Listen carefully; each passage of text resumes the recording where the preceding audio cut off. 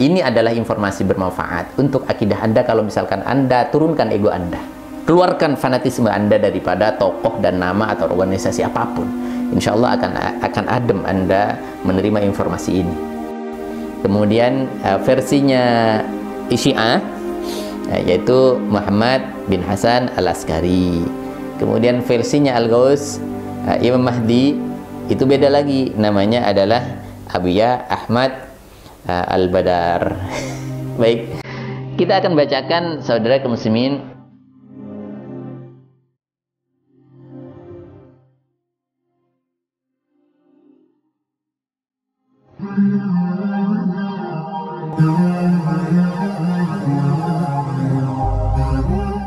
Assalamualaikum warahmatullahi wabarakatuh, sahabat kaum muslimin, subscriber channel Benteng Akidah dimanapun Anda berada. Pada kesempatan ini saya ingin menyampaikan beberapa hal tentang adanya penyesatan-penyesatan yang digiring baik secara langsung atau tidak langsung yang dilakukan oleh Buya Razi, di mana beliau saat ini sekali lagi kita dalam tanda petik beliau korban ya. Namun bagaimanapun beliau sudah menyumbangkan bagaimana thariqah yang milenial ini tersebar dan mempengaruhi banyak pikiran manusia, sehingga khususnya umat Nabi Muhammad, sehingga mereka berada di dalam jalur kesesatan, kurang lebihnya begitu. Sementara kami menyatakan bahwa ini aliran sesat sementara ya, karena kami harus menunggu beberapa dari adanya penelitian dan juga adanya tabayun yang dilakukan oleh mereka yang berkompeten. Kalau misalkan Anda menyuruh saya bertabayun, percuma. Jadi kita tunggu saja sudah. Karena sudah banyak secara ilmiah, secara logika maupun non-logika, itu tidak bisa dipertanggungjawabkan. Misalkan adanya wirid-wirid atau sholawat yang dikarang, kemudian adanya katanya siapa mursyidnya ini, Al-Badar ini naik ke langit kesekian, dimi'rajkan, ngaku sendiri bahwa tidur saya diperjalankan sebagaimana Nabi Muhammad asra bi'abdihi lailan minal masjidil haram ilal masjidil aqsa alladzi, dan seterusnya. Jadi Nabi diperjalankan di dalam Isra wal Mi'raj. Nah, katanya dia ngaku sendiri, ada videonya lengkap. Jadi kalau misalkan ada yang berkata misalkan, mana kesesatannya, saya tidak fokus, tidak tahu siapa Roji, siapa ini, siapa, ada yang komentar begitu. Namun saya yang pertanyakan, kesesatannya di mana? Begini, saudara kaum muslimin dimanapun berada, saya akan mengangkat satu persoalan tentang adanya Imam Mahdi. Ketika ada yang bertanya, misalkan, mana tidak pernah sebut Imam Mahdi, bahwa Al-Badr ini adalah Imam Mahdi, atau Heri Marzuki ini Imam Mahdi, enggak pernah sebut. Buya Razi enggak pernah sebut. Kita tidak menyampaikan bahwasanya Buya Razi itu menyebut secara soreh. Akan tetapi secara kinayah dan secara singgung-menyinggung dan juga penggiringan opini, nah ini yang berbahaya. Penggiringan opini sehingga akhirnya akan disimpulkan bahwasanya Abuya Ahmad Al-Badar adalah Imam Mahdi. Di antaranya adalah coba lihat di tawassulnya. Kemudian penggiringan opini bahwasanya Imam Mahdi itu diberi kemampuan untuk bermimpi dengan lapis-lapis mimpi, ada juga videonya, ada juga rekamannya. Nggak perlu tabayun, nggak perlu tabayun. Ini persoalan akidah, jadi hati-hati. Sebagaimana disampaikan oleh Buya Razi bahwa ini persoalan tasawuf, tidak masalah berbeda, bukan masalah tasawuf, ini persoalan akidah. Keyakinan kita kepada Allah Subhanahu wa Ta'ala tentang akhir zaman, tanda-tanda akhir zaman, menyalahi apa yang disampaikan oleh baginda Nabi Sallallahu Alaihi Wasallam tentang Imam Mahdi, ini persoalan akidah. Digiring oleh Abu Razi bahwa Imam Mahdi ini kemungkinan besar turun di Indonesia, keluar dari Indonesia. Kemudian ciri-cirinya Imam Mahdi itu bisa jadi tidak seperti biasanya, tidak bersorban, tidak berjenggot dan lain sebagainya. Lagi-lagi ke Ahmad Al-Badar. Kemudian disinggung lagi pakaiannya biasa saja, bahkan kita harus diuji nih karena pakaiannya biasa, bukan ulama dan sebagainya. Ya Al-Badar kurang lebihnya, kalau boleh saya simpulkan. Kemudian Buya Razi menyampaikan bahwasanya si Heri Marzuki ini punya kemampuan bermimpi berlapis-lapis, bertemu Khidir dan lain sebagainya. Bahkan di dalam hadirnya pun, di dalam terbangunnya pun, ya, yaqdhahnya itu juga bisa bermimpi, masuk ke mimpinya orang lain. Ini katanya di satu qadhiyah. Di dalam satu kesempatan yang lain mengatakan bahwasanya Imam Mahdi ini mempunyai kemampuan bermimpi atau masuk kepada alam mimpi orang lain, kurang lebihnya begitu mungkin ya. Ya, kembali lagi digiring kepada Abuya Ahmad Al-Badar. Jadi kesimpulannya begini, Masya Allah. Salah satu tanda daripada akhir zaman, saudara kaum muslimin, bahwa Imam Mahdi itu di dalam hadis Nabi SAW disampaikan bahwa ciri-cirinya Imam Mahdi ya bernama sama seperti Nabi Muhammad. Kemudian ayahnya sama dengan ayahnya Nabi Muhammad. Beliau menyampaikan risalah, menebarkan keadilan seluruh penjuru dunia, dan tidak akan wafat kecuali nanti ketika sudah menguasai jazirah atau tanah atau Arab. Ini versi Ahlus Sunnah wal Jamaah. Jadi namanya Imam Mahdi versi Ahlus Sunnah wal Jamaah adalah Muhammad bin Abdullah. Sedangkan Imam Mahdi versinya Syiah, yang jelas sudah dikatakan sesat oleh MUI Jawa Timur pada waktu lalu, Imam Mahdinya juga berbeda, namanya juga berbeda, yaitu namanya Muhammad bin Hasan Al-Askari. Itu Imam Mahdinya orang Syiah. Nah, sekarang baru lagi ada Imam Mahdinya kelompok Wali Ghaus itu. Ya, namanya siapa? Abuya Maulana Sayyid Ahmad Al-Badar. Baik, langsung saja saya akan menyampaikan beberapa pesan-pesan penting, beberapa bukti konkret bahwasanya adanya penggiringan opini, adanya kinayah bahwasanya Imam Mahdi akan muncul di Indonesia, kemudian bisa bermimpi seperti ini, kemudian di dalam tawassulnya secara tidak langsung Buya Razi menyampaikan, kurang lebihnya ya, artinya kelompok mereka menyampaikan bahwasanya secara implisit ya atau eksplisit boleh juga, sama-sama bisa, karena dia di dalam satu rangkaian tawassul ridho kepada Abuya Ahmad Al-Badar, abati Abiya Ahmad dan Al-Badar, apapun namanya ya. Namun lucu kalau misalkan ila raditu bi Heri Marjuki. Allah ya Rabb salimna wal muslimin, ya Allah, semoga kita diselamatkan dan umat Islam diselamatkan, Masya Allah. Jadi ini salah satunya. Jadi Imam Mahdi sekarang ada tambahan lagi. Kalau yang versinya kita pada umumnya bihasabi hadis Rasulullah SAW, bahwasanya nama Imam Al-Mahdi itu namanya Muhammad bin Abdullah. Kemudian versinya Syiah yaitu Muhammad bin Hasan Al-Askari. Kemudian versinya Al-Ghaus Imam Mahdi itu beda lagi, namanya adalah Abuya Ahmad Al-Badar. Baik, kita akan bacakan, saudara kaum muslimin. Saya dapat dari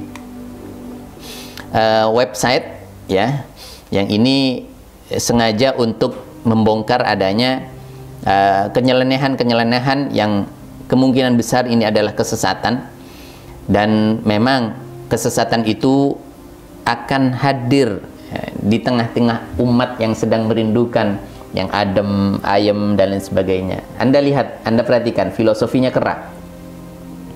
Kera ketika mau digoyang seperti apapun, keranya di atas pohon, dia tidak akan pernah terjatuh dan tidak akan pernah tertipu. Dia akan semakin berpegangan.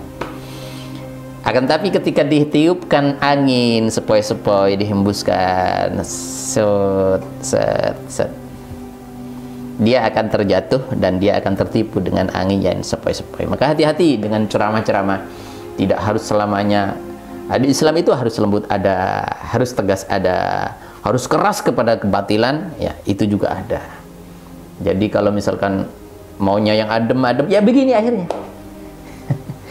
Baik, ada website yang bernama Rumah Muslimin, ya. Rumah Muslimin, di sini ditulis banyak, Anda bisa baca sendiri untuk mempelajari sendiri. Di sini disertakan bukti-bukti konkret. Di sini ditulis judulnya Buya Ar-Razi Imam Mahdi. Kata Buya Ar-Razi, Imam Mahdi muncul di Indonesia. Maulana Abati termasuk ciri-cirinya. Nah, ini tanda tanya. Baik, saya akan bacakan langsung di sini. Ini ada videonya juga ya bagi Anda yang ingin melihat. Secara tidak langsung Buya Razi ini mengklaim ya, menggiring opini bahwa Sayyid Maulana Muhammad Abiyah Ahmad Al-Badar ini adalah Imam Mahdi. Saya akan tunjukkan kepada Anda, coba saya akan baca. Ini tawassulnya. Ahmad Ruhullah Muhammad Habibullah Al-Mahdi Khalifatullah. Ini penggiringan dulu, masuk kepada pembahasan. Jadi lebih banyak di dalam menyebut Al-Mahdi. Kemudian Allah ya Ahad salli ala Ahmad wa ala ali Muhammad wal Mahdi Khalifatillahi al-Ahad. Ini di dalam salah satu wiritannya ya. Syahadatani dulu dan seterusnya. Baik, kita langsung di halaman kedua. Kita baca liridha illa subhanahu wa ta'ala jalla jalaluh wa ila hadrati sayyidina Rasulillah Muhammadin sallallahu alaihi wasallam wa hadrati sayyidina Al-Mahdi khalifatillah wa rahmatillah fil alamin wa hadrati sayyidina Balya bin Mulkan Al-Khidr alaihi salam. Al-Fatihah. Ini. Jadi Al-Mahdi dulu, Al-Mahdi dulu. Nah, coba kita lihat di sini satunya lagi. Ya Sayyidi ya Muhammad, ya Muhammad anta syahidullah wa syahiduna fil awwalin wal akhirin wa fi ahlil badr fi akhir zaman. Ahlil badr mulai nyenggol-nyenggol ini. Al-Mahdiyina fi ahlillah syai'ul lillahi lahumul Fatihah 4 kali. Kemudian di sini dilanjutkan wa tarhamna biridhaka ya Allah khususan khalifatullah wa rahmatullah fil alamin sayyidu maulana Muhammad Abi Ahmad Al-Badar radhiyallahu an syai'ul lillahi lahumul Fatihah. Jadi disebut sini digiring kepada khalifatullah wa rahmatullah. Nah, tidak nyebut Al-Mahdi di sini. Lalu ada di dalam cetakan yang diberikan mungkin kepada yang tidak bisa bahasa Arab, baca tulis Arab maksudnya. Ini kita baca di nomor 9. Raditu billahi rabba, saya ridha kepada Allah sebagai Tuhan kami. Wa ilaha wa raditu bi sayyidina Muhammad nabiyyan wa rasula, dan saya rela dengan adanya Nabi Muhammad sebagai rasul dan nabiku. Wa raditu bi sayyidil mahdi imaman wa khalifatan, saya ridho, saya rela dengan Imam Mahdi sebagai khalifah. Wa raditu bil islami dinan wa minhajan, rela kami kepada Islam sebagai agama dan jalanku.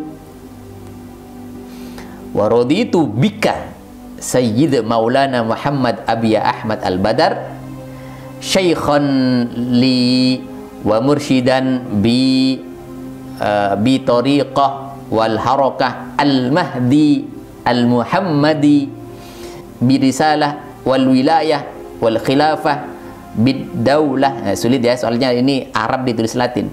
Fil alamin wallahu a'la wallahu ala ma naqulu wakil. Nah, gitu ya.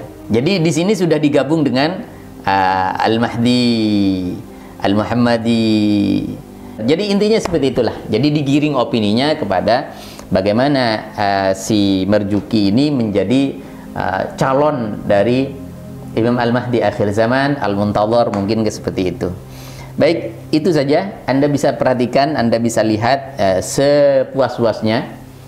Dan sekali lagi, sebenarnya kita tidak mau menggunjing atau menghibah. Namun ketika ada pijakan yang mana pertama ketika kita mendahulukan maslahah untuk ummah, mendahulukan mengkantar adanya pengerusakan terhadap pola pikir akidah pegangan prinsip umat Islam, maka kita tidak boleh diam. Kemudian yang kedua, Anda bisa perhatikan, jadi yang sering bertanya, tabayun, kenapa keluar-keluar di medsos dan lain sebagainya. Ini adalah informasi bermanfaat untuk akidah Anda. Kalau misalkan Anda turunkan ego Anda, keluarkan fanatisme Anda daripada tokoh dan nama atau organisasi apapun, insya Allah akan adem Anda menerima informasi ini. Tapi kalau tidak, maka saya akan menyampaikan kepada Anda di dalam hadis mursalnya Hasan al-Basri menyampaikan bahwasanya ada 3 orang yang mana irdunnya atau kehormatannya ini halal.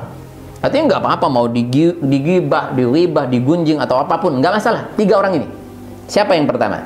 Yaitu mujahirin, ya, bukan muhajirin. Kalau muhajirin itu sahabat yang hijrah dari Mekah ke Madinah.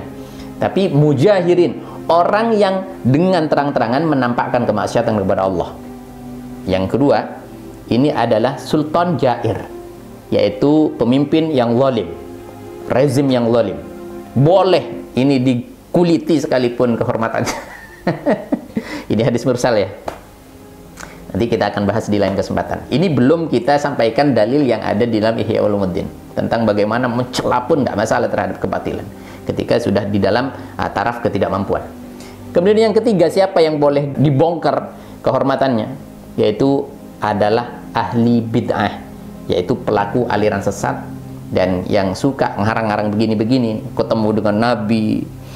Jadi seperti dalam videonya Al-Badar misalkan, saya lalu ketemu dengan Khidir, si Khidir, kayak temennya sendiri aja. Lalu Khidir membawa berkasnya, dan berkasnya dibawa ke lantai 3, bertemu Rasulullah. Lalu Rasulullah mengutus si Abdul Qadir Jalani untuk melantik siapa yang sudah daftar ini. Ada 100.000 sekian. Allah ya Rabb, katanya Khidir membawa siapa? Ya, membawa berkas, menerima berkas. Akhirnya diledek sama Ustadz Abdul Samad. Ini videonya Ustadz Abdul Samad. Ada orang bernama Khidir tanya, bener nggak ada yang pengajuan wali? Mana berkasnya? Yang jujur, kata Ustadz Abdul Samad.